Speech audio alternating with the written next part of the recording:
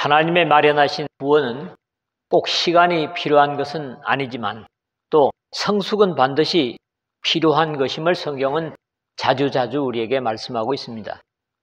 여기서부터는 더욱더 디모데에게 가까운 당부들이기는 하지만 궁극적으로는 디모데를 통해서 가르침받고 훈련받는 모든 성도들을 위한 가르침이고 하나님의 영광의 나라에 이르기까지 훈련을 게을리할 수 없는 모든 기도인들을 향한 도전이기도 합니다.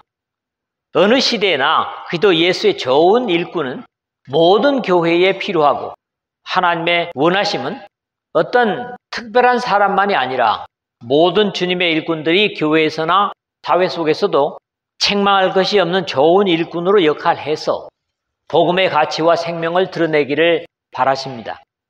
이런 이해로 접근해 볼 때 오늘 다루는 이 부분이 꼭 디모데에게만 주는 바울의 권면이 아니라 모든 그리스도인들을 향한 우리 주님의 바라심이라고 해야 할 것입니다.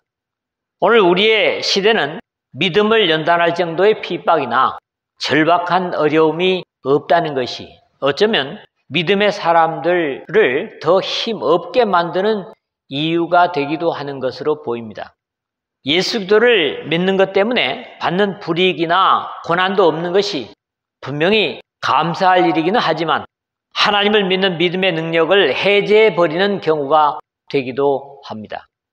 이런 무사 안일함이 다음 세대나 영혼에 대한 준비도 하지 않고 신앙의 훈련이나 어려운 것들은 전혀 감당하지 않으려는 무력함으로 이끄는 것이 사실이기 때문입니다.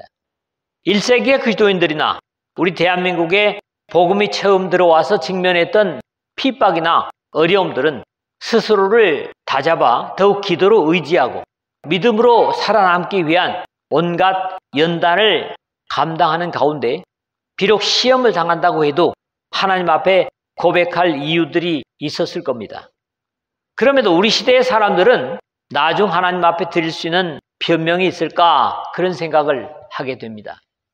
오늘 디모데를 통해 주시는 연단, 요즘 흔히 사용하는 표현으로는 건강을 위한 운동 같은 것으로 표현할 수 있고 영적인 것에서 그렇습니다. 100세 시대가 되면서 건강하게 살아남기 위하여 움직일 수 없어서 침대에 누워있는 사람이 아니라면 거의 운동을 할 정도입니다. 아니, 움직일 수 있는 정도면 절대로 들어 누워버려서는 안 되는 것도 경계되는 제목입니다. 한 세기를 건강하게 살아남기 위해서 이렇게 일반적으로 운동을 한다면 왜 영혼을 살아남기 위해서는 그러지 못하는가 하는 안타까움을 갖습니다. 바울이 디모데에게 주는 경계를 우리 모두 자신의 것으로 받아서 하나님의 생명의 말씀을 단순히 듣고 읽는 것으로 끝내지 않고 점점 깊이 깨달아 하나님의 뜻을 분별하여 자신과 세상 속 전 삶의 영역에서 순종하고 실천하는 삶이 되어야 할 것입니다. 육신의 운동이 약간의 유익이 있다면 현재의 육신의 건강은 물론 영혼의 세대까지도 유익이 있다고 하는 경건 훈련을 꾸준히 해서 육신도 건강할 뿐만 아니라 영혼도 보장되는 이 믿음직한 영적 훈련에 이 말씀을 통해서 도전이 되는 여러분 모두 되시기를 주님의 이름으로 부탁을 드립니다. 첫 번째로는 6절 말씀을 봅니다.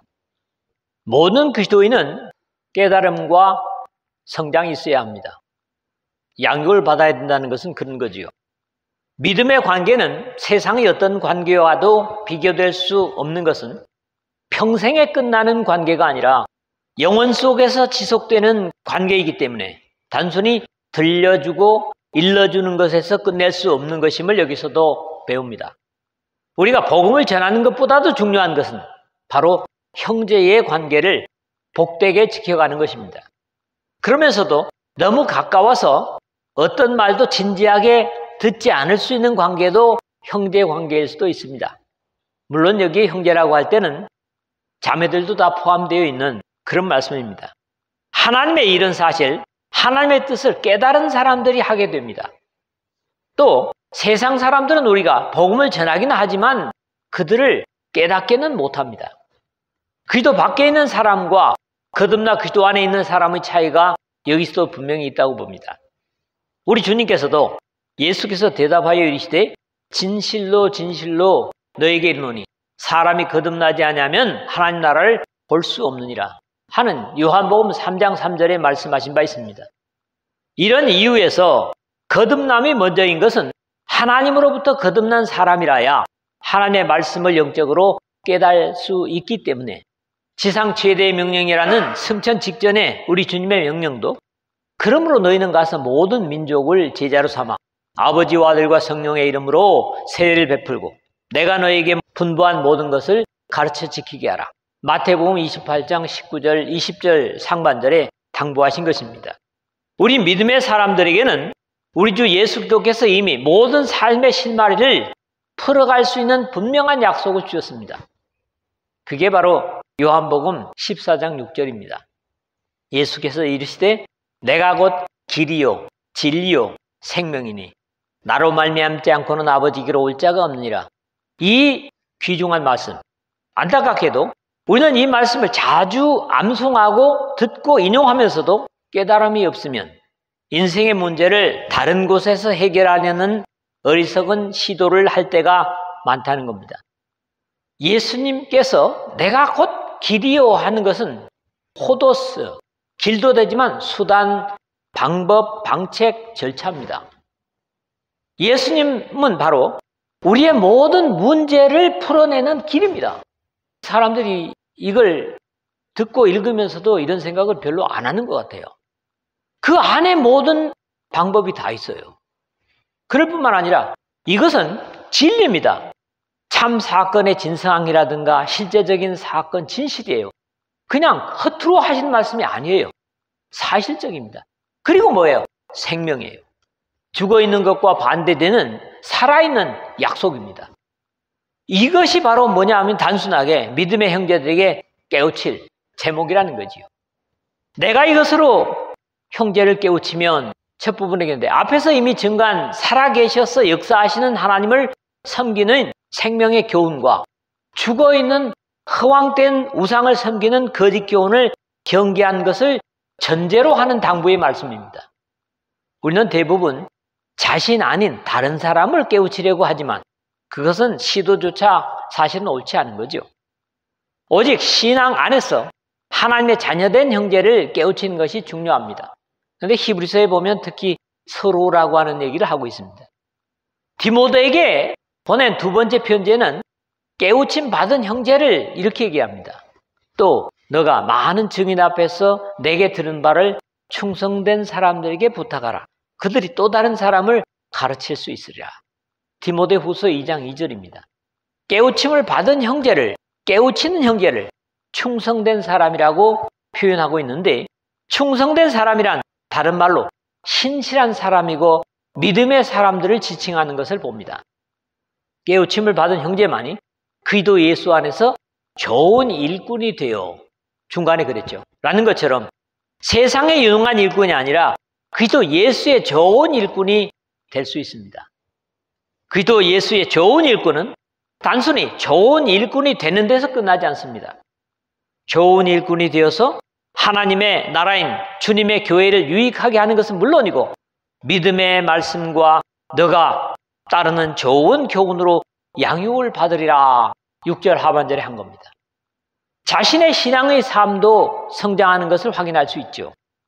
여기서 양육의 도구는 물론 믿음의 말씀, 즉 복음을 의미하고 디모데가 외할머니나 어머니 유니게로부터 가르침받은 성경 말씀의 교훈을 의미합니다. 바울이 디모데에게 이 당부를 하는 것은 당시뿐만 아니라 오늘의 상황에서도 같은 과제입니다. 복음과 성경의 교훈으로 지체들을 깨우쳐서 좋은 역할을 하게 하고 그들 스스로 성장하여 최종적으로 하나님 앞에 이를 때까지 믿음이 점점 자랄 수 있을 겁니다. 이게 앞에서 소개한 대로 요한복음 14장 6절에도 나로 말미암지 않고는 아버지께로 올 수 없다고 하는 최종적인 것을 말씀하는 거거든요. 두 번째로는 7절에서 8절입니다. 현재와 영원에 필요한 운동을 말합니다. 여기에서는 앞에 깨우치고 양육을 받을 수 있는 좀 더 구체적인 자세를 당부하고 있는데 먼저는 그것이 보이는 것은 아니지만 불가능한 도구를 버릴 것을 당부하고 하나님의 불변하시는 우리의 평생과 영원한 세계에까지 효력을 미칠 수 있는 경건의 훈련을 당부합니다. 망령되고 허탄한 신화를 버리고 7절 첫 부분인데 이미 1장 4절에서 신화와 족보에 끝없이 몰두하지 말게 하려 함이라 이런 것은 믿음 안에 있는 하나님의 경륜을 이름보다 도리어 별로를 내는 것이라 하는 경계를 여기서도 다시 확인하고 있는데 먼저 망령되고 하는 것이 뭐냐 하면 베베로스 의미하는 바는 신성하지 않은 또는 세속적인 모독적인 불경스러운 이런 의미를 가지는데 마치 노년의 할머니가 무릎에 누운 어린 손자에게 들려주는 어디로부터 왔는지 모를 옛 이야기 같은 것으로 듣기에는 편하고 재미있지만 그 근원을 알 수 없는 꾸며진 이야기를 의미하는 말입니다. 뒤따르는 허탄한 이 말이 그라우데스 늙은 여자의 그런 말이에요. 허탄한이라는 말과 또 신화는 뭐냐 하니까 미도스 세간의 소문 여러 가지 재미있게 꾸며진 이야기라는 말들이 이것을 더욱 분명히 하고 있다는 겁니다. 그럼에도 안타까운 것은 때가 이르느니 사람이 바른 교훈을 받지 아니하며 귀가 가려워서 자기의 사욕을 따를 스승을 많이 두고 또 그 귀를 진리에서 돌이켜 허탄한 이야기를 따르라 하는 디모데 후서 4장 3절에서 4절에 바울은 탄식을 하고 있습니다. 성경이야말로 불변하시는 하나님의 생명의 말씀인데도 사람들은 이러한 불변한 진리가 있음에도 그 생명의 진리보다는 근원이 확실치 않고 어디서부터 생겨났는지 모르는 귀에 듣는 것이 편하고 즐거운 만들어진 신화를 더 따르고 좋아할 것이라는 안타까움입니다. 이런 안타까운 흐름에도 바울은 디모데에게 그리고 에베소 교회를 향해 망령되고 허탄한 신화를 버리고 사뭇 부정적인 당부를 준 후에 진정으로 믿음에 필요한 적극적인 당부를 연이어 주고 있습니다. 경건에 이르도록 너 자신을 연습하라는 7절 하반절입니다. 경건은 우리가 자주 듣는 말이죠. 유세베이야, 신앙심 깊은 하나님을 두려워함 또는 하나님을 경외하는 그래서 하나님을 잘 예배한다는 의미가 있다고 말씀드렸고 그 다음에 연단하라는 말이 좀 독특합니다. 귐나죠, 귐노스, 벌거벗은 그런 뜻에서 온 거예요. 우리가 영적인 훈련을 하기 위해서 마치 운동선수들이 모든 것을 꾸미는 것을 벗어 던지고 중요하게 사람들에게 문제가 되지 않는 것들만 걸치고 얼마나 애를 씁니까? 하나님을 경외하는 경건은 처음부터 가능한 것이 아니라 훈련이 필요한데 마치 올림픽이나 큰 경기를 앞두고 몸에 걸친 부자연스러운 것들을 다 벗고 연습하는 운동선수처럼 훈련하라고 당부를 합니다. 우리는 신앙생활하면서도 보이는 것에나 보이지 않는 것에 참 겉터리를 거치려고 하는 것들이 많잖아요. 근데 그게 영적인 훈련에는 별로 도움이 안 되는 것 같습니다. 어쩌면 이것이 우리 신앙의 일상에 지속해야만 할 연습이라고 보입니다. 우리는 이 시간에도 영과 진리의 예배를 드리려고 기도하고 노력하지만 이것도 최종적으로 하나님과 함께하는 영의 예배를 위한 훈련에 불과하다는 의미로도 생각해 볼 수 있습니다. 마지막 영혼 속에서 하나님과 우리가 하나가 되어서 하나님의 위엄과 영광을 찬양할 것이기 때문에 육신의 삶 속에서 열심히 훈련하지 않는다면 그것은 하나님의 마지막 전기 속에 우리가 남을 수 있겠는가? 그런 말입니다. 무엇보다도 이 말씀 속에 중요한 한 가지는 경건에 이르도록 너 자신을 연단하라는 장부의 내용입니다. 신앙 속에서조차 바리새인들이 우리 주님으로부터 책망받은 사실은 또 무엇이든지 짐을 묶어 사람의 어깨에 지우되 자기는 이것을 한 손가락으로도 움직이려 하지 아니하며 마태복음 23장 4절이나 누가복음 11장 46절에 하셨기 때문에 중요한 것은 항상 형제간에 서로라도 내 자신을 연단하는 당부를 잊지 말아야 한다는 거지요. 그러니까 여러분에게만 제가 연단하시오 하는 것이 아니라 저도 계속 연단을 지속해야 된다는 겁니다. 예, 그러고 있습니다. 하나님이 아십니다. 그러면서도 지금도 대부분의 사람들의 평생의 건강을 위해서 열심히 운동을 하고 있지만 이런 육체적 훈련은 얼마나 건강하게 사는데 도움이 될 줄도 모르고 하지만 경건에 이르는 영적인 경건의 효과를 보다 분명히 오늘 내용에서 적고 있죠. 육체의 연단은 약간의 유익이 있으나 경건은 범사에 유익하니 금생과 내생에 약속이 있느니라 8절이거든요. 요즘 어느 공원에 가든지 건강을 위한 체육시설을 준비해 두고 걷는 운동에서 그치지 않고 그런 근육 운동을 꾸준히 할 것을 독려합니다. 육체의 훈련이 약간의 유익은 될 수 있지만 경건의 연단은 범위에 있어서 범사에 유익하다고 하는 그런 격려이고 시간에 있어서도 금생과 내생이라는 즉 현세와 오는 세상에 유익하다는 것은 육신의 연단이 가능성이 있는 것이라면 도움이 될 수 있다고 하는 것이라면 말이죠. 경건의 연단은 시간과 공간에 유익이 될 것임을 불변하시는 하나님께서 언약하셨다고 말씀합니다.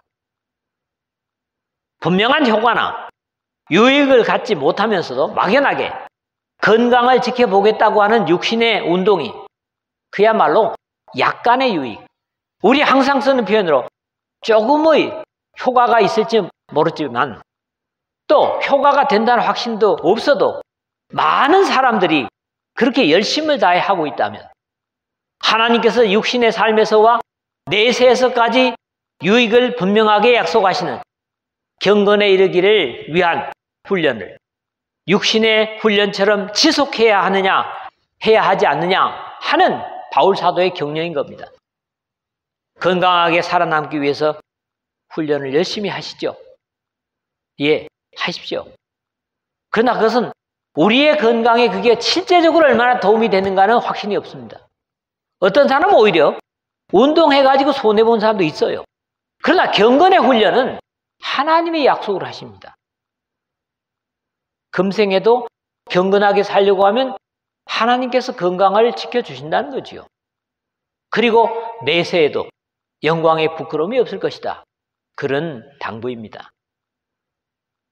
세 번째로는 9절에서 10절입니다. 소망을 살아계신 하나님께 두자는 겁니다. 믿음의 사람들이 그렇지 않나요? 다 그렇지 않나요? 그럴 것 같은데 또 성경에서 이런 당부를 하는 걸 보면 다 그렇지 않다는 어떤 전제가 있거든요. 그런데 믿음의 사람이면 반드시 그래야 된다 하는 말씀인 거죠. 금생과 내생은 물론 범사에 유익한 경건의 약속이 확실하고 믿음직한 것이기 때문에 이 약속을 모든 사람이 누릴 수 있게 하려고 바울을 비롯한 디모데나 모든 하나님의 일꾼들이 힘을 다하여 수고하고 애쓰는 것은 죄의 절망에서 오로지 육신의 연습에만 힘을 소진하는 사람들로 하여금 복음을 인하여 소망을 하나님께 두게 하려는 것은 이 약속이 유대인이나 어떤 특정인들만을 위한 것이 아니라 하나님의 형상을 가진 모든 사람에게 유효하고 특히 믿음이라는 순종을 드리는 사람들에게는 틀림이 없는 언약이기 때문에 증거를 하고 있는 겁니다. 미쁘다 이 말이여 모든 사람이 받을 만하도다 9절에 그랬는데 사실 이 세상에는 모든 사람들이 믿을 만한 약속은 없습니다. 자신의 것을 투자하고 믿어줘도 때로는 유익보다는 실망과 절망을 가져다 주는 일이 더 많은 것이 사실입니다. 그러나 소망을 이 세상에 두지 않고 영원하신 하나님께 둔다면 그런 사람만이 영원하신 하나님을 믿고 신뢰하며 기꺼이 주신 약속을 기다릴 수 있습니다. 이미 1장 15절에서 미쁘다 모든 사람이 받을 만한 이 말이여 그리스도 예수께서 죄인을 구원하시려고 세상에 임하셨다 하였도다. 죄인 중에 내가 괴순이라고. 죄인을 구원하시려는 하나님의 아들 그리스도 예수의 속죄를 이루신 복음은 믿을 만한 것임을 증거한 바 있습니다. 예수 그리스도의 이 땅에 우리와 똑같은 사람으로 오셔서 십자가로 인류의 죄를 대신 감당하신 구속은 절대적으로 믿을 수 있는 언약이고, 이 언약은 모든 사람이 다 누릴 수 있는 복된 생명의 언약이라는 확신에 찬 고백을 주고 있습니다. 이를 위하여 우리가 수고하고 힘쓰는 것은 10절 첫 부분인데, 왜 하나님의 일꾼들이 힘과 정성을 다하여 수고하는가 하는 이해를 주고 있습니다. 이것은 미쁘다 이 말이여 모든 사람이 받을만 하도다 라는 믿음이 있기 때문이라는 확인입니다. 늘 말하는 것이지만 사람이 확실치 않은 것에 목숨을 내던지는 어리석은 사람은 없을 겁니다. 우리 주 예수 그리스도께서 특별히 일꾼으로 부르셨던 사도들은 역사적인 전성에 따르면 수고하고 힘쓰는 것에 끝나지 않고 대부분 순교한 것으로 나타나고 있습니다. 이들이 기꺼이 목숨을 내놓을 수 있었던 것은 그만큼 우리 주님의 복음이 확실하고 진실함을 반증하는 겁니다. 앞에서 말한 대로 건강을 기대하며 운동을 계속하는 사람들은 세상에서 사는 동안 병 없이 주어진 생애를 마치려고 하는 소망을 가지고 훈련에 매진하고 힘씁니다. 그럼에도 금생과 내생의 약속이 있는 경건은 그것이 육신에조차도 유익이 될 뿐만 아니라 영원에 이르기까지도 유익이 확실하고 또 모든 사람에게 효력이 있는 것이라면 훈련의 결과의 기대를 단순히 이 세상에 두는 것이 아니라 우리 소망을 살아계신 하나님께 두미니 10절 중간에 라는 고백에 수고하고 힘쓰는 이유를 증거하고 있습니다.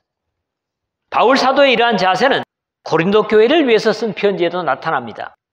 그러므로 우리가 낙심하지 아니하노니 우리의 겉사람은 낡아지나 우리의 속사람은 날로 새로워지도다.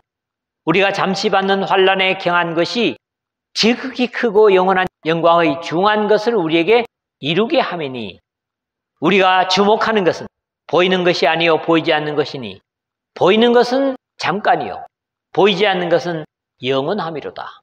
고린도후서 4장 16절에서 18절의 말씀입니다.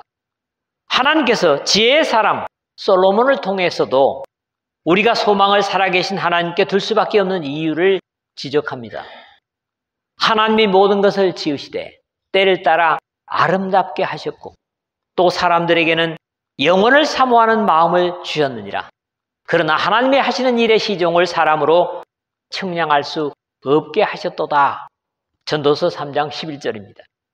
이런 이유 때문에 사람은 사실 육신의 삶에서 만족할 수 없는 성격을 창조에서부터 그 원인을 찾아볼 수 있습니다.